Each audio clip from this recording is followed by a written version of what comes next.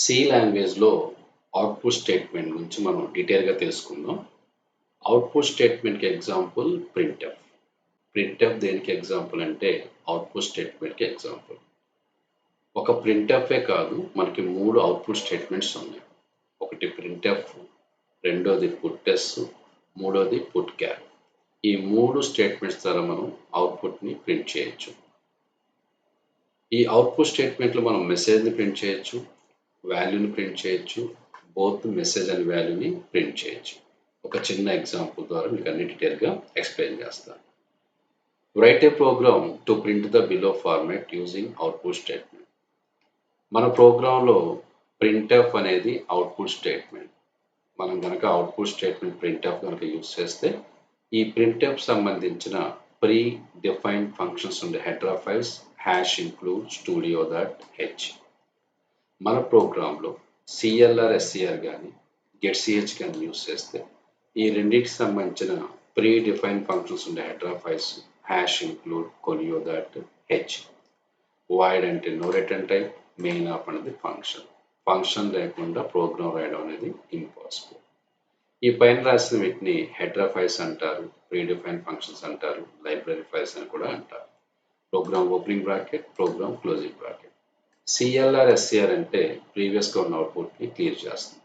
Printf అనేది output చూపించడానికి రాసే కమాండ్ ప్రింట్ఎఫ్. ఈ కొటేషన్ నుంచి ఈ కొటేషన్ వరకు మనం క్యాపిటల్ లెటర్స్ రాసుకోవచ్చు, స్మాల్ లెటర్స్ వాడుకోవచ్చు, స్పెషల్ సింబల్స్ వాడుకోవచ్చు, స్పెల్లింగ్ మిస్టేక్స్ వాడుకోవచ్చు. మనం ఏం టైప్ చేస్తే యాస్టీగా మనకి అవుట్పుట్ చూపిస్తుంది. ఓకే, ఫస్ట్ రాసిన ఈ లైన్ ఏమంటాం మనం కామెంట్ లైన్ అంటాం.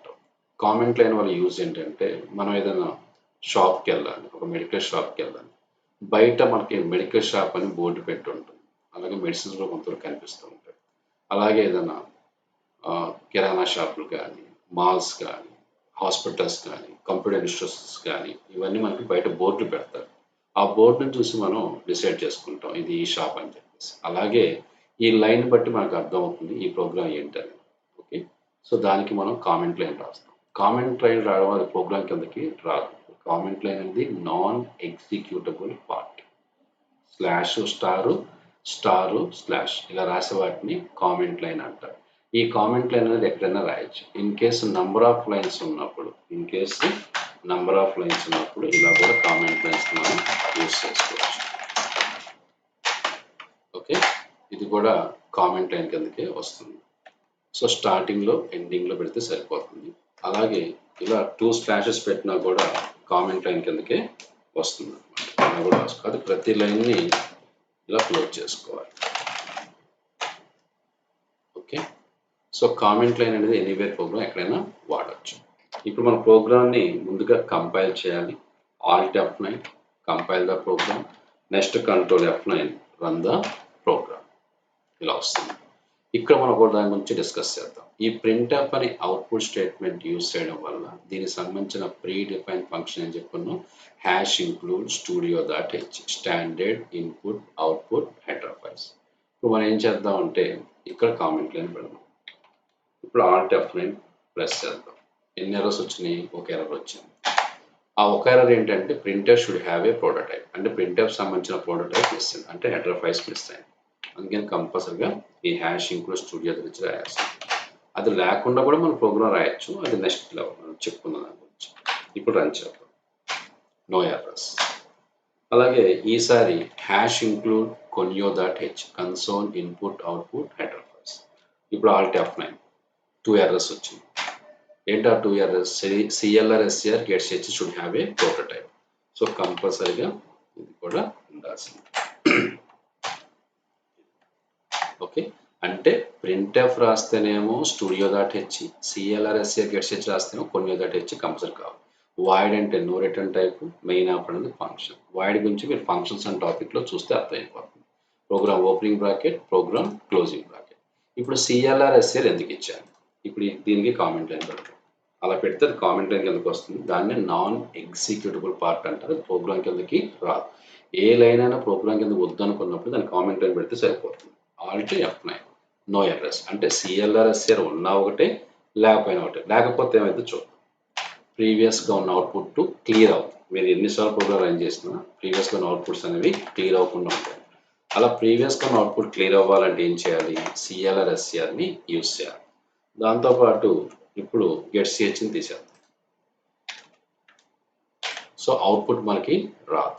అవుట్పుట్ రావడానికి మూడో కమాండ్ ఏం యూజ్ చేయాలి, ఆల్ట్ ప్లస్ F5 యూజ్ చేయాలి. అంటే కంట్రోల్ F9 కొట్టే మనకు అవుట్పుట్ వస్తుంది. అప్పుడు అవుట్పుట్ రాకపోవడానికి కారణం ఏంటంటే గెట్ సిహెచ్ మనం ఇవ్వకపోతే కంట్రోల్ F9 కొట్టినప్పుడు అవుట్పుట్ రాదు. ఆ అవుట్పుట్ చూడడానికి విడిగా ఆల్ట్ F5 కమాండ్ యూజ్ చేయాలి. అలా ఆల్ట్ F5 కమాండ్ యూజ్ చేయకుండానే కంట్రోల్ F9 కొట్టిన మనకు అవుట్పుట్ చూడాలంటే గెట్ సిహెచ్ అనే దాన్ని యూజ్ చేయాలి. అప్పుడు మనకు అవుట్పుట్ చూపిస్తుంది అనమాట. ఓకే, ఇప్పుడు మనం ఒక లైన్ ప్రింట్ చేయడం చూసాం. ఇంకొక లైన్ ప్రింట్ చేయాలంటే ఏం చేయాలి, ఇంకొక ప్రింట్ఎఫ్ని యూజ్ చేయాలి. ఇలా ఇప్పుడు దీన్ని రన్ చేస్తున్నాను. Alt F9, no errors, control F9. ఇప్పుడు మనకి this is my first program, పక్కనే భాష సైడ్ బై సైడ్ వచ్చింది. అలా కాకుండా నెక్స్ట్ లైన్ రావాలంటే ఏం చేయాలి, మనకి బ్యాక్ స్లాష్ క్యారెక్టర్స్ అని ఉన్నాయి. దాంట్లో slash n means new line or next line. ఇది యూస్ చేస్తే ఆటోమేటిక్గా మనం నెక్స్ట్ లైన్కి వస్తాం అనమాట. అలాగే ఇంకొక లైన్ కావాలంటే ఇంకొక ప్రింట్ఎఫ్ రాసుకోవాలి.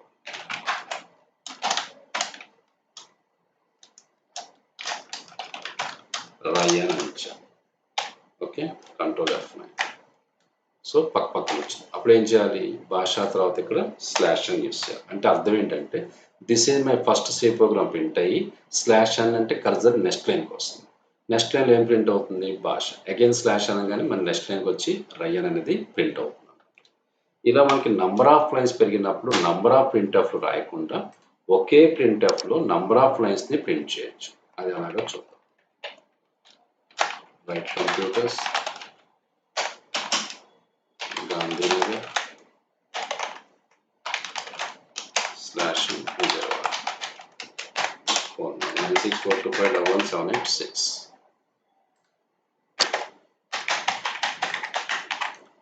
Okay, quotation close, bracket close, semicolon.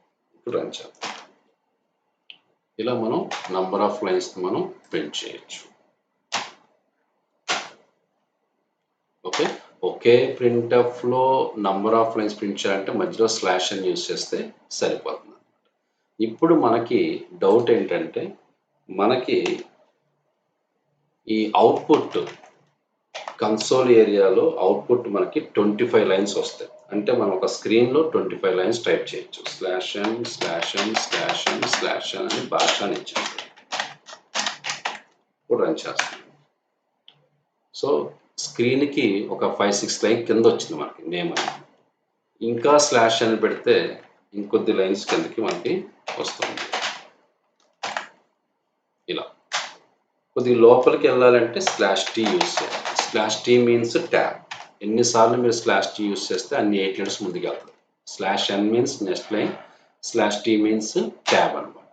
Okay, ఇప్పుడు మనం 25th లైన్లో ప్రింట్ చేయాలి. మనం ఒకసారి చూద్దాం. ఈ స్క్రీన్ కన్సోల్ ఏరియా అంటారు దీన్ని, ఈ కనబడే స్క్రీన్ని. దీంట్లో మనకి 25 లైన్స్ మనం టైప్ చేసుకోవచ్చు. 25 లైన్స్ మనకి కనిపిస్తాయి. ఓకే, అలాగే ఒక లైన్కి 80 లెటర్స్ పడతాయి. నంబర్ ఆఫ్ లైన్స్ 25, ఈచ్ లైన్కి 80 లెటర్స్. మరి 25th లైన్లో 75 ప్లేస్లో నా పేరు ప్రింట్ అవ్వాలి, భాష. అప్పుడు ఏం చేయాలి, మనం 25 టైమ్స్ స్లాష్ అని యూస్ చేయాలి. అలాంటి కోడ్ మనకి చాలా ఎక్కువ అవుతుంది. గో టు XY ద్వారా ఫస్ట్ స్పేస్ 75 ప్లేస్లో 25th లైన్లో చూడండి, స్క్రీన్ కిందకు వచ్చేస్తుంది. అంటే 25th లైన్లో ఉన్న ఒకే ఒక లెటర్ మిగిలింది అనమాట. 75 ఉన్నా కదా, 75, 76, 77, 78, 79, 80 అనే లెటర్ ఒకటి మిగిలిపోయింది మనకి. అందుకని చెప్పాను టోటల్గా 80 letters, number of lines 25. In case మీరు 75 కాకుండా 100 ఇచ్చారనుకోండి, అది ఏం చేయాలో తెలియక స్టార్టింగ్ ప్రింట్ చేస్తున్నాం అన్నమాట. మనం రూల్స్ లోపిస్తే రూల్స్ లోపల ప్రింట్ అవుతుంది, రూల్స్ క్రాస్ చేస్తే కనుక స్టార్టింగ్ వచ్చి ప్రింట్ అవుతుంది. అందుకని మనం రూల్స్ లోపే వెళ్తాం. అలాగే 25th లైన్ కాకుండా 35 లైన్ ఉన్నారు, ఇది కూడా అంతే. రూల్స్ క్రాస్ చేసాం కాబట్టి స్టార్టింగ్ వచ్చేస్తుంది. సో అందుకని ఏంటంటే మనకి నంబర్ ఆఫ్ లైన్స్ 25, ఈచ్ లైన్కి 80 లెటర్స్ అనమాట. ఈ లోపిస్తే క్యాస్ట్గా ప్రింట్ అవుతుంది. ఇలా ఒకటి ఇచ్చాం. ఇంకొకటి ప్రింట్ చేద్దాం.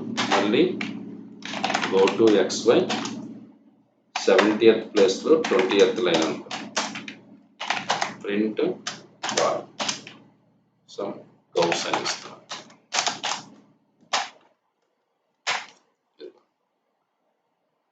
లాస్ట్ లైన్ ఏమో 75 ప్లేస్లో 20th లైన్, ముందు గౌస్ ఏమో 70 ప్లేస్లో 20th లైన్ అన్నమాట. ఇలా మనం ప్రింట్ చేసుకోవచ్చు. ఇది మనకి అవుట్పుట్ స్టేట్మెంట్ సంబంధించింది. అవుట్పుట్ స్టేట్మెంట్లో మెసేజ్ ఎలా ప్రింట్ చేయాలో తెలుసుకుందాం. ఇప్పుడు ఒక వాల్యూని ఎలా ప్రింట్ చేయాలో తెలుసుకుందాం. ఒక వాల్యూ ప్రింట్ చేయాలంటే ఏం చేయాలి? మనకి డేటా టైప్ తీసుకో. Int a is equal to 10 CLR SCR printf percentage equals to close comma a gets it. So మనకి డేటా టైప్స్ 3 ఉన్నాయి. Int, float, char. ఇంట్ ఎప్పుడు తీసుకోవాలి? 10, 20, 30, 40 అలా వాల్యూస్ ఉన్నప్పుడు ఇంట్ తీసుకోవాలి. 10.2, 1.3 అలా పాయింట్స్ రూపంలో వస్తున్నప్పుడు ఫ్లోట్ తీసుకోవాలి. లెటర్స్ రూపంలో భాష, శీలం అలాంటి ఇస్తున్నప్పుడు క్యార్ తీసుకోవాలి. అంటే మనం ఇచ్చే డేటాని బట్టి డేటా టైప్ అనేది చేంజ్ అవుతుంది. సో మనకు ఉన్న డేటా టైప్స్ మొత్తం 3: ఇంటు, ఫ్లోట్, క్యార్. ఇంట్ కెపాసిటీ 32,767. అంతకన్నా పెద్ద నెంబర్ అంటే ఇక్కడ ఏజ్ కూడా 10 ఇచ్చాను. ఇది ఎంతవరకు ఇవ్వచ్చు అంటే 32,767 ఇవ్వచ్చు. అంత మించి ఇవ్వాలంటే లాంగ్ ఇంటర్ డేటా టైప్ తీసుకోవాలి. ఓకే, సో మనకి 3 రకాల డేటా టైప్స్ ఉన్నాయి: ఇంటు, ఫ్లోట్, క్యార్. ఏ అనేది వేరియబుల్. వేరియబుల్ అంటే ఏంటి అంటే మీనింగ్ఫుల్గా ఉండాలి, సింపుల్గా ఉండాలి, షార్ట్ కట్గా ఉండాలి. ఏలో ఫస్ట్ లెటరే ఉండాలి, అంతేగాని 1A అని పెట్టుకోవచ్చు. ఇది రాంగ్ అనమాట. ఎప్పుడు వేరియబుల్ అనేది లెటర్తో స్టార్ట్, అది కూడా స్మాల్ లెటర్స్, A1 అని పెట్టుకోవచ్చు. అలాగే వేరియబుల్లో డాలర్స్ కానీ, హ్యాష్ కానీ, యాంపస్ కానీ స్పెషల్ క్యారెక్టర్స్ని వాడకూడదు. వేరియబుల్లో ఎట్టి పరిస్థితుల్లో కూడా స్పేస్ అనేది ఇవ్వకూడదు, ఇలా స్పేస్ ఇవ్వకూడదు. సో అన్ని స్మాల్ లెటర్సే ఉండాలి, కంటిన్యూషన్ ఉండాలి. కావాలంటే అండర్ యూస్ చేసుకోవచ్చు. ఫర్ ఎగ్జాంపుల్కి ST_NO ఇలా యూస్ చేసుకోవచ్చు. అంతే తప్ప స్పేసెస్ నాట్ ఎలవడ్ అనమాట. అలాగే వేరియబుల్ సింపుల్గా, మీనింగ్ఫుల్గా, షార్ట్ కట్గా ఉండాలన్నమాట. సో ఇంట్ ఏ ఈజ్ ఈక్వల్ టు 10 అన్నాను. ఈజ్ ఈక్వల్ టు అనేది అసైన్మెంట్ ఆపరేటర్, 10 అనేది వాల్యూ. ఇక్కడ 10 ఉంది కాబట్టి ఇంట్ అని వచ్చింది. అదే ఇక్కడ 10.0 ఉంది అనుకోండి, అప్పుడు మనం ఏం తీసుకోవాలి? 100.0 ఉన్నప్పుడు ఫ్లోట్ తీసుకోవాలి. అదే ఈ ప్లేస్లో సమ్ ఏదో లెటర్ నేమ్ వచ్చింది అనుకోండి, భాష నేమ్ వచ్చింది, అప్పుడు క్యార్ అనేది డేటా టైప్ చేంజ్ అవుతుంది. అంటే ఇక్కడ తీసుకున్న డేటాని బట్టి ఇక్కడ డేటా టైప్ అనేది చేంజ్ అవుతూ ఉంటుంది. ఓకే, మనకు ముందే తెలుస్తుంది కాబట్టి మనం దాని ప్రకారం వెళ్ళాలి. సో ఇంట్ అంటే data type, full form integer. A అనేది variable, is equal to assignment operator, 10 అనేది వాల్యూ. CLR SCR అంటే అవుతుంది స్క్రీన్ క్లియర్. ఎప్పుడైతే ఏ ఈజ్ ఈక్వల్ 10 అంటామో రైట్ సైడ్లో ఉన్న 10 అనే వాల్యూ లెఫ్ట్ సైడ్ అనే వేరియబుల్లోకి వెళ్ళిపోతుంది. దీనికి స్పేస్ ఎవరు ఇస్తున్నారు? ఇంట్ అనేది ఇస్తుంది. 2 to 4 bytes మెమరీ అలొకేషన్ చేస్తుంది. ఆ మెమరీలో ఆ అడ్రస్లో ఈ 10 అనే వాల్యూ స్టోర్ అవుతుంది. ఆ అడ్రస్ ఎవరిది అంటే ఏది, ఏకి సంబంధించిన అడ్రస్లో వాల్యూ స్టోర్ అవుతుంది. CLR SCR అంటే స్క్రీన్ క్లియర్. ప్రింట్ఎఫ్ అనేది statement, output statement. Output statement మీరు ఏం ప్రింట్ చేయమన్నారు? ఏలో ఎంత ఉంది వాల్యూ? 10. So 10 print. ఆ 10 అనే వాల్యూ ప్రింట్ అవ్వాలంటే ఇంటికి సంబంధించిన control string or format specifier అంటారు. ఏమంటారు? ఫార్మాట్ స్పెసిఫైర్ అంటారు. ఆ ఫార్మాట్ స్పెసిఫైర్ ఏంటంటే పర్సంటేజ్. ఇక్కడ ఫ్లోట్ కనుక ఉంటే %F వస్తుంది. ఇక్కడ క్యార్ కనుక ఉంటే %C, ఒక లెటర్ అయితే ఒక ఎక్కువ ఉంటే S వస్తుంది. అంటే మనం తీసుకున్న డేటా టైప్ని బట్టి ఇక్కడ control string or format specifier అనేది చేంజ్ అవుతుంది. ఎక్కడైతే మీరు %D రాశారో ఆ ప్లేస్లో ఏలో ఉన్న వాల్యూ ప్రింట్ అవుతుంది. చూడండి, కంట్రోల్ F9 అంటే ప్రోగ్రామ్ రన్ అయ్యి డైరెక్ట్గా అవుట్పుట్ చూపిస్తుంది. So alt F9 compile the program, control F9 run the program. ఎప్పుడైతే మనం ఆల్ట్ F9 కొడతామో, కొట్టినప్పుడు మనకి ఎర్రర్స్ కనుక ఏవి రాకపోతే .obg ఫైల్ క్రియేట్ అవుతుంది. ఎప్పుడైతే control F9 కొడతామో .obg file run అయ్యి మనకి అవుట్పుట్ చూపిస్తుంది. సో ప్రింట్ఎఫ్లో మనం ఏమేమి ప్రింట్ చేయొచ్చు అని చెప్పాము? Message, value.